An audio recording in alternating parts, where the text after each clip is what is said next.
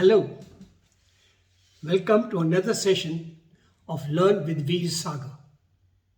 People have asked me, why don't I dress up my talks with some theory?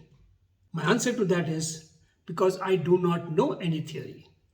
All that I know, all the theory that I know is picked up from books that I have read or I read. I have a very large library of books by talking to people who know or have done work. I have neither done work nor I have been to any big school to learn theory. So I keep off theory. The other one is a little bit of my management principle, which says do not fight on your weakness. And theory is my weakness. So I'll stick to what I know, what I learned the hard way on the ground. Today I will talk about something which all of us want to do is make the company make profit.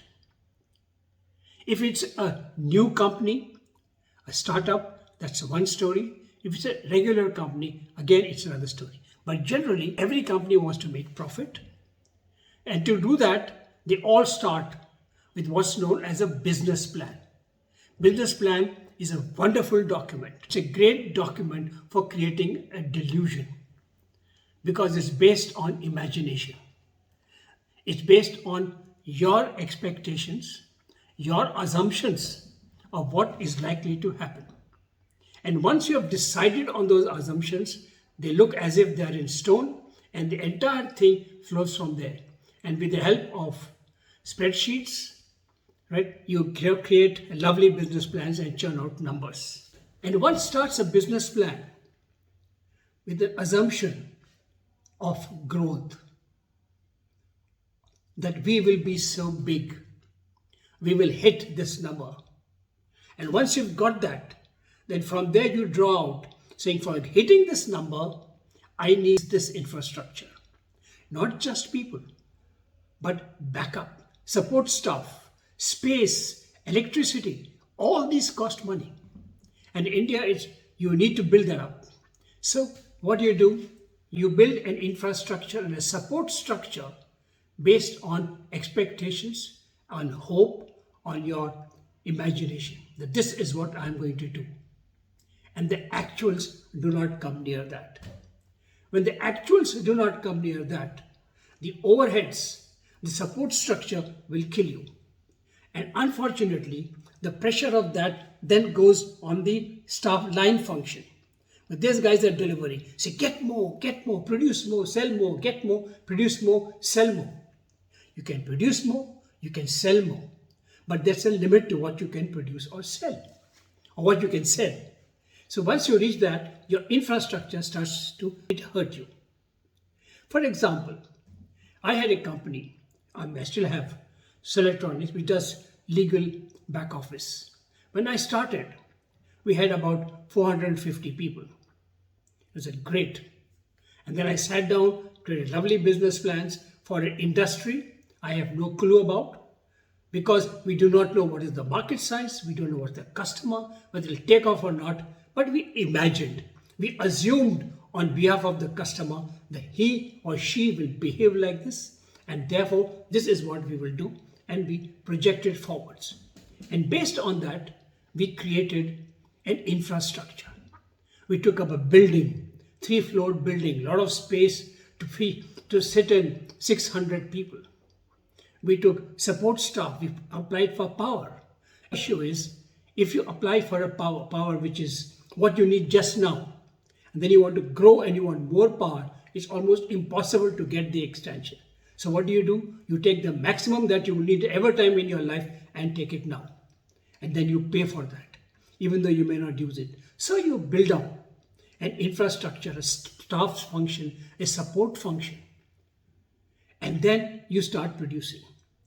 You start selling, and you find the actuals are nowhere near the assumptions that you had made. As a result, you start making losses. When you start making losses, you start getting worried what to do, because either you want to get more numbers, so you say, okay, I can't get more numbers, or you want more margin. If you get more margin, the numbers become even less. So you are in a situation where you don't know what to do. So the main thing to do when you do this is to create your support structure in line with actuals and not with what you imagine to be happening. Once you take the size of the infrastructure and the support out of that equation, you can start making money at any volumes.